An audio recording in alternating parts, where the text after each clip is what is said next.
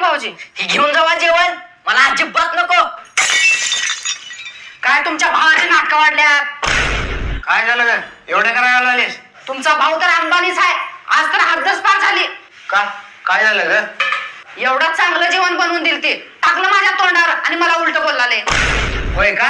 त्याची एवढी हिंमत वाढली का? थांब, त्याला बघतो का तो. थांब इथं. अरे पका थांब. काय झाले? वहिनीवर भांडण काय झाले?